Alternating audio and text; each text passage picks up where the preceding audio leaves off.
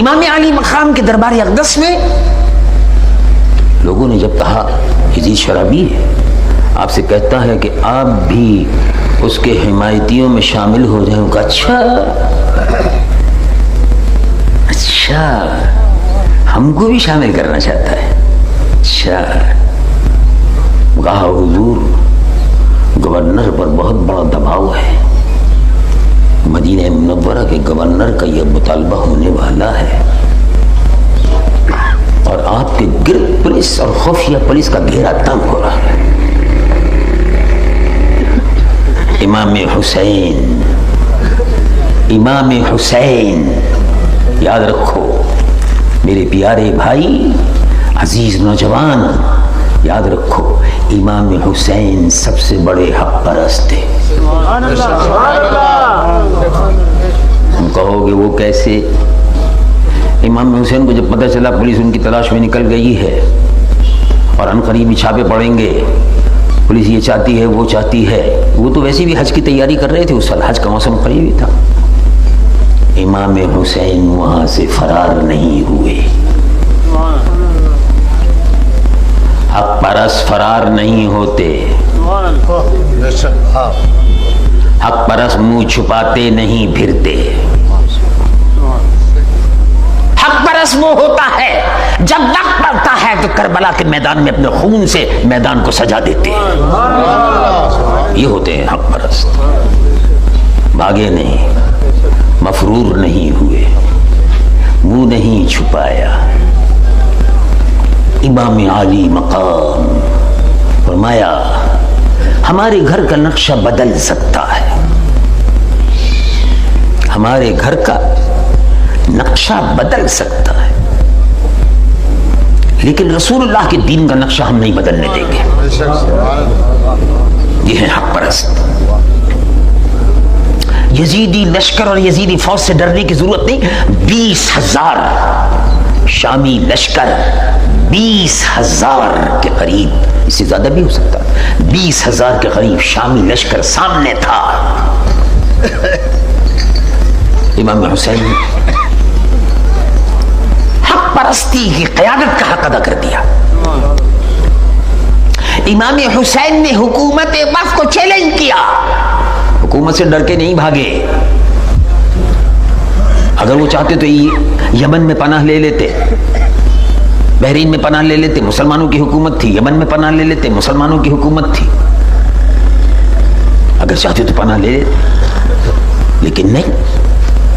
پناہ اگر لینی ہے تو اللہ اور اس کے رسول کے یہاں پناہ لینی ہے. کیا انگریز سے اور امریکہ سے پناہ کی مدد مانگے اور یزید سے پناہ کی مدد مانگے؟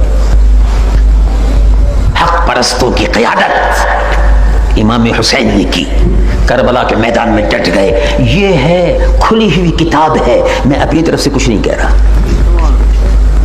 امام حسین کی سیرت آپ کے سامنے کھلی ہوئی کتاب ہے، جدھر جاؤ کتاب دیکھ لو، پڑھ لو. مؤرخین نے، محدثین نے جو کچھ بھی لکھا ہے وہی خلاصہ آپ کے سامنے بیان کر رہا ہوں. امام حسین یزید کے سامنے ہتھیار نہیں ڈالے. امام حسین نے قرآن کی تلاوت کا حق ادا کر دیا. امام حسین بڑے بزرگ تھے، وہ یہ کہہ سکتے تھے کہ اس معاملے کو ٹالو. امام حسین روزانہ 1,000 نفل روز پڑھتے تھے. امام حسین نے 25 حج پیدل کیے تھے. وہ اتنے بزرگ تھے، وہ نواسہ رسول تھے، وہ رسول اللہ کے نور نظر تھے، فاطمہ الزہرا کے لخت جگر تھے، علی مرتضیٰ کے دل بند تھے. یہ امام حسین وہ تھے جن کو رسول اللہ صلی اللہ علیہ وسلم نے ارشاد فرمایا کہ زمین پر اگر تم دیکھنا چاہتے ہو، کسی جنتی کو زمین پر دیکھنا چاہتے ہو تو حسن اور حسین کو دیکھ لو.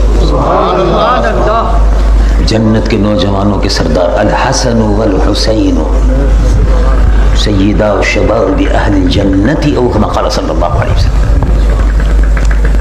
یہ رسول اللہ کے نواسے تھے، ان کا یہ کردار تھا. وہ یزید کی اطاعت کر سکتے تھے، نہیں کیے. وہ یزید سے بہت کچھ لے سکتے تھے، نہیں لیے. وہ بھاگ بھی سکتے تھے، نہیں بھاگ. چھپ بھی سکتے تھے، نہیں چھپے. وہ یمن کی برابر کی حکومت تھی، ان کی اپنی تھی، جو رسول اللہ پر جان دینے والے اہل بیت کے رسول اللہ کی محبت والوں کی تھی. وہاں جا کے پناہ لیتے ہیں. کہا کہ نہیں، ہم اللہ کی پناہ میں ہیں، ہم رسول اللہ کی پناہ میں ہیں. جو حق پرست ہے وہ اللہ اور اس کے رسول کی پناہ میں ہے، اور جو حق پرست نہیں ہے وہ دوسروں کی پناہ تلاش کرتا پھرتا ہے. امام عالی مقام امام حسین رضی اللہ عنہ میدان کربلا میں پہنچ گئے، اور لوگ کہتے رہے، بعض لوگ جو تھے وہ کہتے ابھی ٹھہر جائیے، ہم لوگوں کو جمع کر لیں. اہل کوفہ جو ہیں ان کا متبادل ہونا چاہیے، یہ آپ کو دھوکہ دے دیں گے. وہ کہا ٹھیک ہے، کوئی بات نہیں، کوئی بات نہیں. اگر وہ دھوکہ دیں گے وہ اللہ کے حضور میں جواب دے. اگر وہ مجھ کو دھوکہ دینا چاہتے ہیں، اس کا مطلب یہ کہ اللہ اور اس کے رسول کو دھوکہ دینا چاہتے ہیں، تو اللہ کے یہاں ذمہ دار ہوں گے. میں اپنا فرض پورا کر کے رہوں گا. کوئی بھی اگر میرے ساتھ نہیں ہوگا تو حزب اختلاف، یزید جیسے بادشاہ کو جو برائی کی جڑ ہے، حزب اختلاف کے قائد کی حیثیت سے، حق پرستوں کے سردار کی حیثیت سے میں یزید کو چیلنج کر کے رہوں گا. یہ ہیں امام عالی مقام امام حسین رضی اللہ عنہ. امام عالی مقام نے، یزید نے اسی نظام کو چیلنج کیا، امام عالی مقام نے اس چیلنج کو قبول کیا، اپنی جان عزیز کو قربان کر دیا. جب وہ اس دنیا سے رخصت ہو رہے تھے، تیروں کی بارش ہو رہی تھی. سبحان اللہ، وہ تیروں کی بارش ہو رہی تھی اور وہ قرآن پڑھ رہے تھے. جب وہ اس دنیا سے رخصت ہو رہے تھے، تیروں کی بارشیں ہو رہی تھی اور وہ اللہ کے حضور میں سربہ سجود تھے. اللہ تبارک و تعالی ہمیں ان کے نقش قدم پر چلنے کی توفیق و سعادت عطا فرمائے.